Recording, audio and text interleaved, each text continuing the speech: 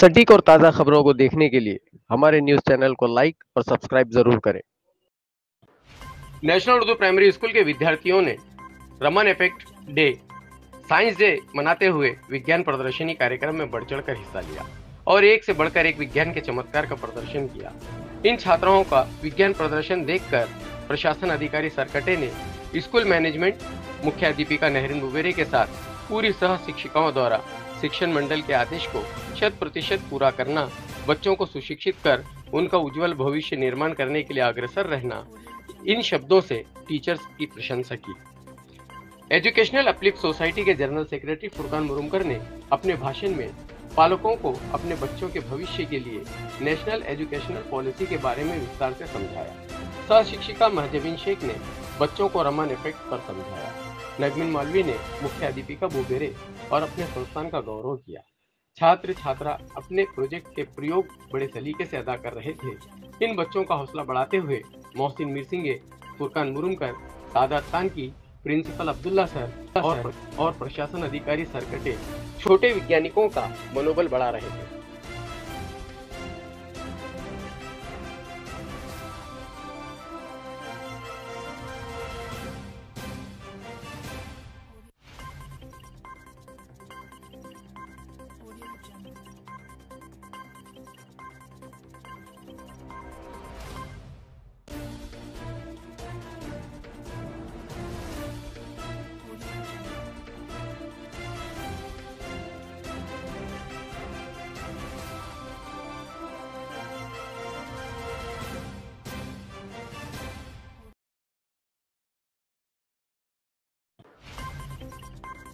School भी जो है उसके अंदर बच्चे कम हो रहे हैं, लेकिन ये बहुत तशवीश का पहलू, क्योंकि सिर्फ और सिर्फ इंग्लिश लैंग्वेज जो है प्रमोट हो रही है, जबकि हमारे देश के अंदर हजारों लैंग्वेजेस हैं और सारी लैंग्वेजेस जो है आगे बढ़ना चाहिए। लेकिन हो रहा है कि हम वेस्टर्न सिविलाइजेशन और वेस्टर्न सोसाइटी के बदलती तहजीब के पीछे इतना भाग रहे हैं कि हम अपनी तहजीब, अपने कल्चर को जो है छोड़ रहे हैं। तो ये भी बहुत जरूरी है कि हम अपनी उर्दू जबान के लिए भी जो बच्चों को एजुकेट करें इस उर्दू जबान वाले अदारे।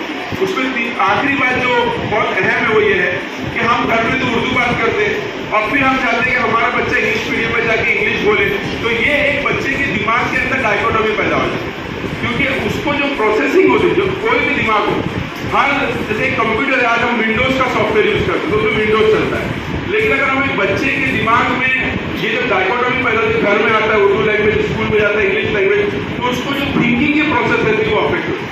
और बहुत सारे साइकोलॉजिस्ट और बहुत सारे रिसर्च है इसमें कि इंसान को अगर क्रिटिकली थिंक करना है, क्रिटिकल थिंकिंग किसको बोलते हैं कि इंसान जब कोई गुफ्तगू करे तो उसके अंदर सही मुद्दे पे पहुंचे, उसको आइडेंटिफाई करे और अच्छे तरीके से सोचे। उसके लिए जरूरी है कि उसको जो बचपन में जो उसका एजुकेशन है वो उसके वर्नाक्युलर लैंग्वेज, मादरी जबान में जिसको हम कहते हैं वो जबान हो, हमारी मादरी जबान क्या बोलते हैं। तो ये जो कुछ चीजें थी कि भाई हम एक तो ये चाहते हैं कि नेशनल एजुकेशन पॉलिसी के तहत हमारे बच्चे वैल्यू बेस्ड एजुकेशन को लेकर निकले।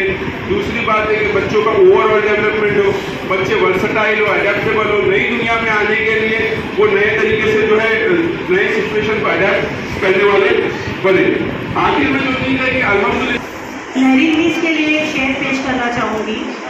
संगरेजों की चुभन का मुझे एहसास नहीं, संगरेजों की चुभन का मुझे एहसास नहीं, मैं तो मंजिल की मीनारों पे नजर रखती हूँ।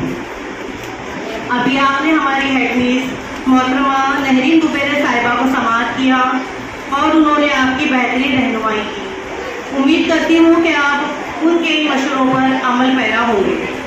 तारीख शाहिद है कि हमारी कौम का असासा इल्म है, इल्म अंबिया की मीरास है।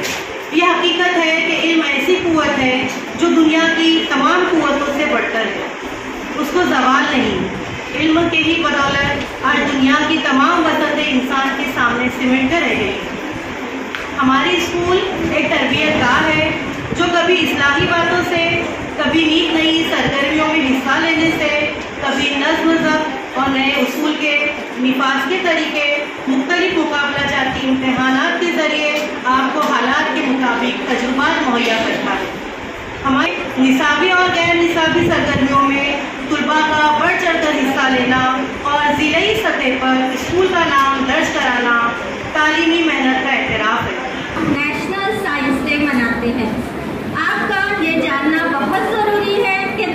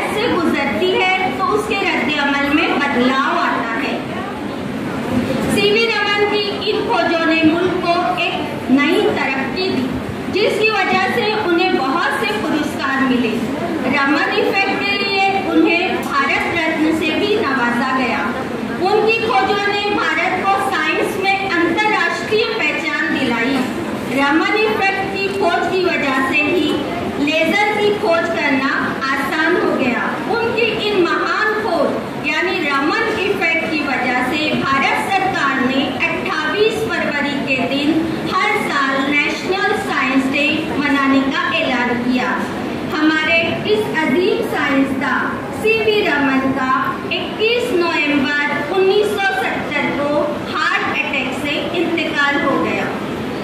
हजारों साल नरगिस अपनी बेनूरी पर रोती है, हजारों साल नरगिस अपनी बेनूरी पर रोती है। बड़ी मुश्किल से होता है चमन में दीद अवर पैदा। अल्लाह हाफिज। जो हमारे टीचर्स है, खास करके हमारे जो प्राइमरी का पूरा स्टाफ है, भुवेरे मैडम है टीचर, मुझे लगभग 8 से 9 महीना हो गया है एजुकेशन ऑफिसर बन के, और तभी से मैं देख रहा हूँ, वैसा तो मैं पिछले 28 साल से देख रहा हूँ। ये जो स्कूल है उर्दू प्राइमरी स्कूल, ये तो गवर्नमेंट पॉलिसी अभी ला रहा है। ये कई सालों से बच्चों के जो को करिकुलर जो एक्टिविटीज है, जैसा ही हमारा सर्कुलर निकलेगा, गवर्नमेंट का जो प्रोग्राम आता है उसी में, और हमारा लेटर निकलने में, और स्कूल को वो प्रोग्राम का अपने स्कूल में आयोजन करने में काफ़ी कम समय होता है। लेकिन नेशनल उर्दू प्राइमरी स्कूल ये ऐसा स्कूल है कि जैसे हमारा सर्कुलर निकलता है और जिस दिन वो प्रोग्राम होता है, वो सर्कुलर की लाइन स्टार्ट से एंड तक जो भी है, उसी तरह का पूरा प्रोग्राम वो अपने स्कूल में अरेंज करते हैं। सफूरा मिसबा अंजुम है। मैं नेशनल उर्दू प्राइमरी स्कूल की तालिबा हूँ और जमात चाहरुम में पढ़ती हूँ। मेरा नाम अफीफा वसीम सैयद है। मैं चाहरुम जमात की तालिबा इल्म हूँ। मेरी स्कूल का नाम नेशनल उर्दू प्राइमरी स्कूल है। मोहतरम जज साहब, अस्सलामु अलैकुम व रहमतुल्लाहि व बरकातुहू। हम आपके शुक्रगुजार हैं कि आपने हमें लफ्ज़ का मौका दिया। हम जिस मौजू पर गुफ्तगू करने जा रहे हैं उसका नाम है एनवायरनमेंट कंसर्न। पूरी दुनिया माहौल के आलूगी से फिक्रमंद है, और ये फिक्रमंदी नई नहीं है। ये फिक्रमंदी पहले भी थी, जब हमारे बुजुर्गों ने इसका जिक्र किया था और मसले का हल भी बताया था, मगर बदकिस्मती से लोग उसे अपनाने के लिए तैयार नहीं हैं। क्या आपने कभी गौर किया कि आपके घर में रोजाना कितना कचरा जमा होता है? हर रोज कोई आपके घर का कचरा उठाकर ले जाता है और आपकी मुश्किल खत्म हो जाती है। इस कचरे का क्या होता है ये हम नहीं सोचते, मगर जब अपने शहर में कचरे के बड़े बड़े पहाड़ देखते तो हैरान हो जाते। हमारी आंखें फटी की फटी रह जाती है। भारत में हर दिन 15,000 टन कचरा निकलता है। इसे मैदानों में जमा करना इसका हल नहीं है और ना इसे जलाना। लेकिन कुछ स्टार्टअप कंपनी इस निपटने की तरकीबें ढूंढ रही है। एक तो भारत की माशी हालात बिगड़ते जा रहे हैं, ऊपर से कचरे के ढेर है कि बढ़ते ही जा रहे हैं। हुकूमत का सही सिस्टम ना होने की वजह से और लोगों में कचरे के ताल्लुक से अवेयरनेस ना होने की वजह से आज ये दिन देखना पड़ रहा है। लाखों लोग कच्चे से कीमती चीजें तलाश करने का काम करते हैं। वो सारा दिन अपनी जरूरती जिंदगी को पूरा करने के लिए कच्चे में हाथ डालते। उन्हें नहीं पता कि वो किस चीज को छू रहे। Startup technology I got garbage Bharat में कचरे की मसले को हल करना चाहती है। उन्हें कचरा अलग करने वाले लोगों की भी जरूरत है। अब सड़क पर ही कचरा अलग करने की बजाय उसे रिसाइकलिंग फैक्ट्री में अलग किया जा रहा है। कचरे की बहुत सी किस्में, मगर 4 किस्म का कचरा बहुत अहमियत का हामिल है। गीला कचरा, सूखा कचरा, कागज का कचरा और सॉलिड वेस्ट। इसमें सबसे ज्यादा मिकदार प्लास्टिक गार्बेज की है। प्लास्टिक आम जिंदगी का हिस्सा बन गया है क्योंकि इसे बनाना सस्ता, प्रोसेसिंग आसान और इसकी उम्र भी लंबी होती। यही असली दिक्कत है। अगर आप डिस्पोजेबल प्लास्टिक का इस्तेमाल करें तो उसे एक बार इस्तेमाल करके फेंक दिया जाएगा। लोगों को पॉलिथीन बैग की आदत हो गई है और लोग अपनी आदतों को बदलने के लिए तैयार नहीं है। हम आदतों को तो बदल नहीं सकते, हम प्लास्टिक को तो बदल ही सकते हैं और इसकी कीमत को भी। प्लास्टिक को रिसाइकल करके इससे मुख्तलिफ घरेलू अशिया बनाई जा सकती है, जैसे खिलौने और ईंटें। इसी तरह प्लास्टिक से फ्यूल बनाया जा सकता है। प्लास्टिक को एक्टिवेटेड कार्बन के साथ मिक्स करके इसे छोटे छोटे जरात में तब्दील किया जाता है। प्लास्टिक को ऑक्सीजन से दूर एक सील कंटेनर में रखा जाता है।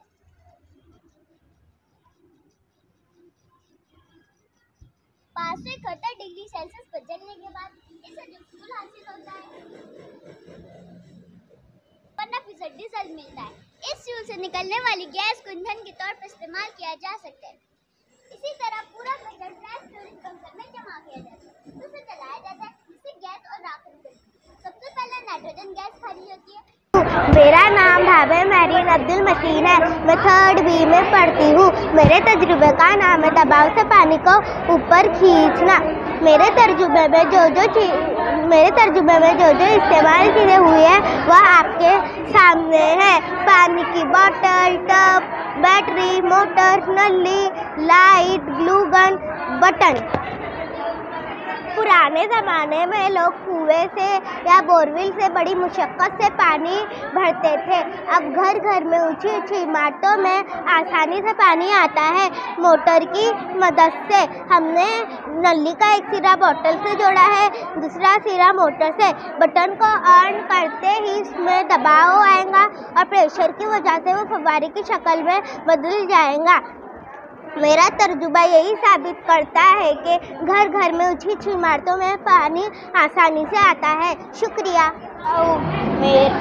मेरा टॉपिक है अमल तनफ्फुस। इंसान को जिंदा रहने के लिए पानी और हवा की ज़रूरत होती है। जब हम नाक से सांस को अंदर लेते हैं तो फेफड़े कुछ इस तरीके से फूल जाते हैं। जब हम फेफड़ों से सांस को बाहर छोड़ते हैं तो फेफड़ों में से हवा नाक से बाहर खारिज हो जाती है। सांस लेने और छोड़ने के अमल को अमल तनफ्फुस कहते हैं। इंसान में 2 फेफड़े होते हैं। फेफड़े सांस लेने के लिए इस्तेमाल होते हैं। दायां फेफड़ा बाएं फेफड़े से बड़ा होता है। सांस लेने के अमल के ज़रिए से ऑक्सीजन अंदर लेते हैं। सांस छोड़ने के अमल के ज़रिए से कार्बन डाइऑक्साइड बाहर छोड़ते हैं। पहले ये बताइए, या बिना छुए, घुमाए या उठाए आप इस मोमबत्ती को उल्टा कर सकते हैं, या इस पेंसिल को मोड़ सकते हैं, या इस तीर के निशान की रंग बदल सकते हैं। मैं कह सकती हूँ।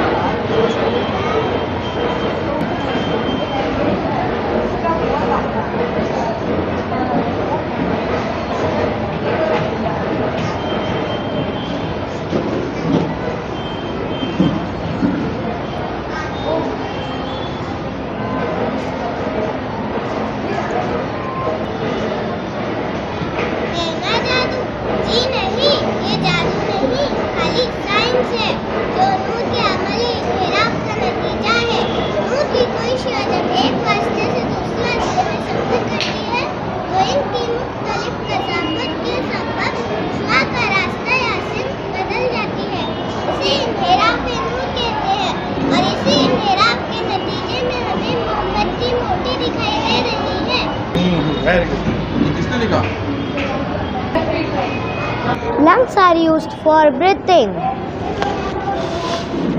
Our lungs weight is 1.3 kg. The right lung is bigger than the left lung. The right lung has 3 lobes.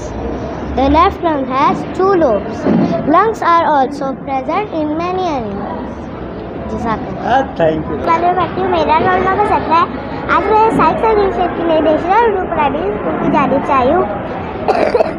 आज मैं आपको कलर इंडिकेटर के बारे में तजुर्बा करके बताऊंगी। तो सबसे पहले ज़रूरी अशिया पानी, हल्दी, सरफ और नींबू का रस। तो सबसे पहले हम गिलास में इसमें हल्दी डालेंगे।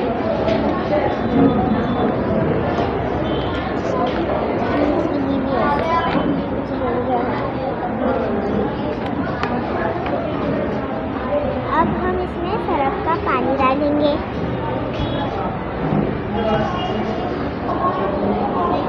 कलर चेंज हुआ क्यों? कलर चेंज हुआ? कलर चेंज इसलिए हुआ क्या हल्दी थी वो इंडिकेटर थी और जो सरफ था वो बेस था। तो बेस डालने की वजह से उसका रंग लाल हो गया। अब हम इसमें नींबू का रस डालेंगे।